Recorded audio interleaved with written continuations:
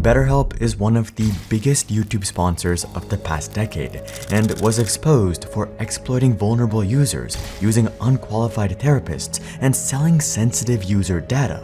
It seemed like the scandal was the end of them, with tens of thousands of users unsubscribing, hundreds of angry comments on videos sponsored by BetterHelp, and their parent company stock crashing 97%. But now, they're back, sponsoring more creators than ever. But are they actually better?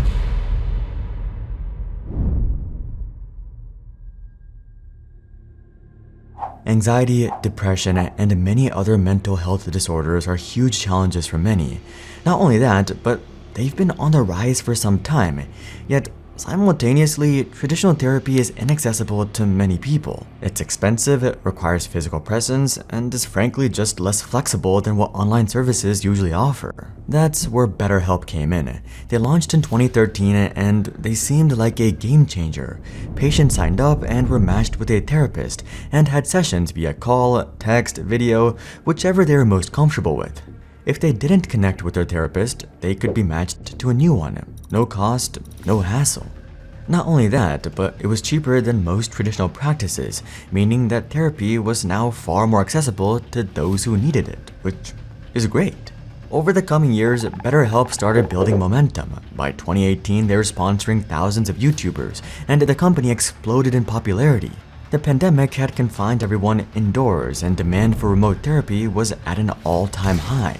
BetterHelp naturally capitalized on this opportunity by spending more than $7 million on podcast sponsorships in December of 2020 alone. They spent $38.7 million in total for 2020, making them the highest spender on podcasts.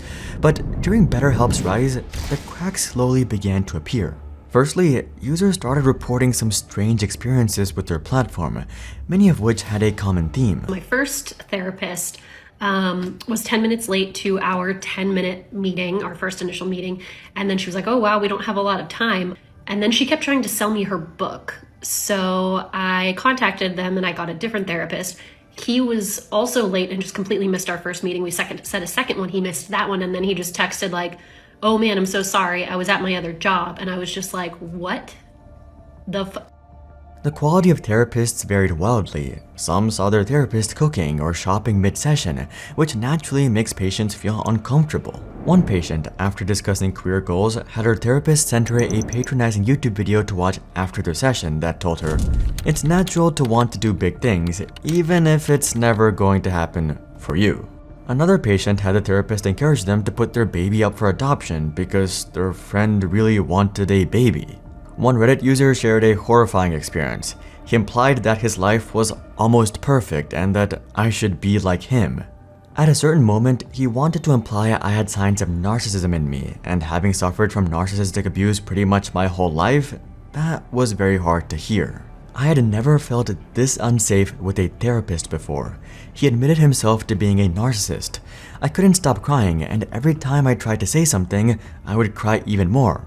He then said, now you have 1 minute to share your final thoughts before our time is over. Thankfully, this user received the therapy they needed outside of BetterHelp. However, despite their trauma and only using the service for less than a week, BetterHelp only refunded 50% of the month's subscription. Putting the money aside though, what the hell was going on there? How are so many BetterHelp therapists so awful?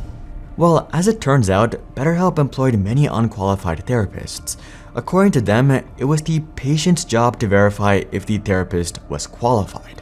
This one says that they don't guarantee the verification of the skills, degrees, qualifications, certification, credentials, competence, or background of any counselor. With BetterHelp, you'll be talking to professionals. Just beware that it's your responsibility to determine whether they are or not. It's your responsibility to determine whether they have any degree or qualification or certification or all these things. Once users learned of this, the controversy exploded. BetterHelp quickly removed this from their terms in 2018, but the damage had already been done. The evidence was damning. If vulnerable patients experience horrible therapy, it can very well prevent them from getting help in the future, even from traditional practices. My one session with a BetterHelp therapist re-traumatized me to the point where I don't know if I'll ever go back to therapy again. Shockingly, that's not even the end of it.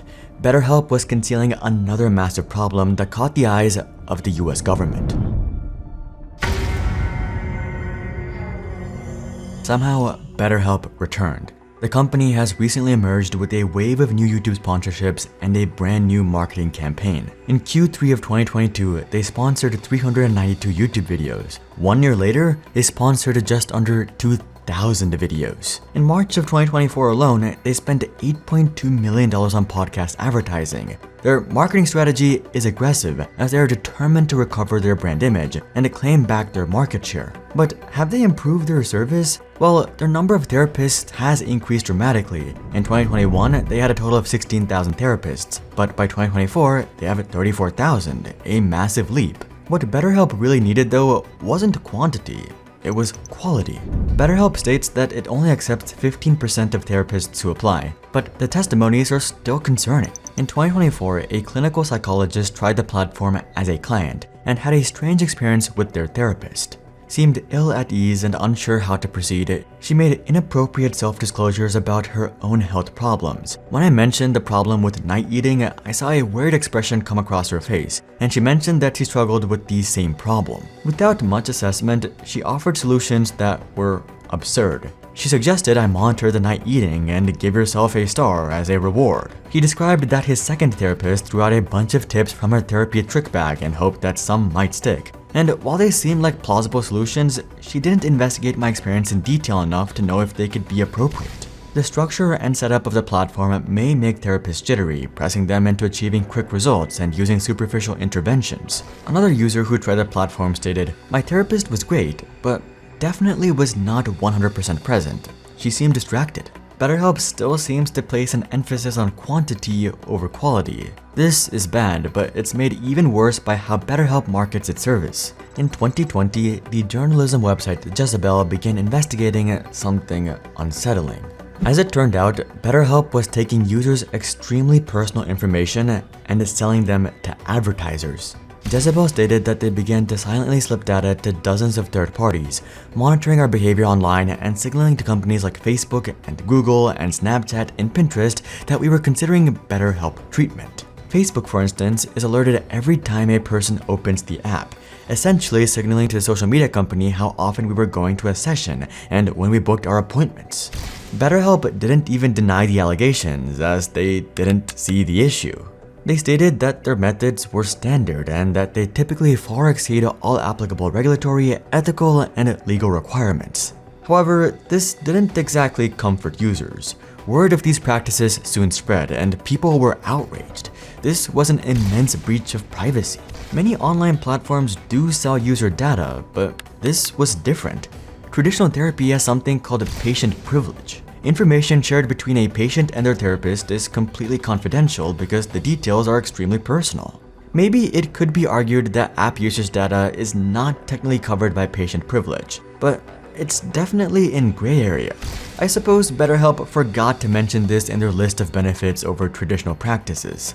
A storm was growing around BetterHelp, and it was about to get worse. The US Federal Trade Commission took action against BetterHelp, and the list of accusations was damning. To capitalize on these consumers' health information, BetterHelp handed it over to numerous third-party advertising platforms, including Facebook, Pinterest, Snapchat, and Criteo, often permitting these companies to use the information for their own research and product development as well. BetterHelp also failed to provide consumers with proper notice as to the collection, use, and disclosure of their health information. The company didn't admit to any charges, but was ordered to pay $7.8 million in refunds to 800,000 patients, which equated to a pitiful $10 per person. Most importantly though, BetterHelp was forbidden from sharing consumers' personal information for retargeting, among many other restrictions. BetterHelp's reputation was ruined, and many YouTubers promoting them started receiving severe backlash.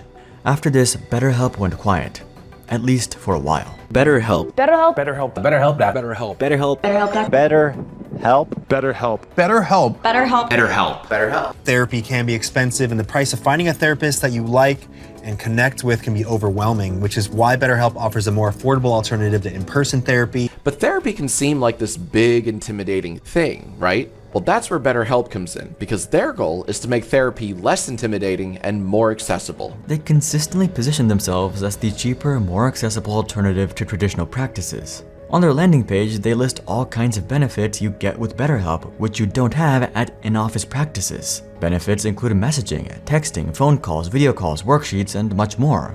The problem with this is that most of this is complete nonsense. Most professional in-office therapists offer most of these benefits, but that doesn't stop BetterHelp from putting a big red cross in all of these. BetterHelp isn't a replacement for traditional therapy. In fact, they even say this themselves. Our services may not be appropriate for every particular situation and/or a substitute for certain mental health needs that might require in-person therapy services.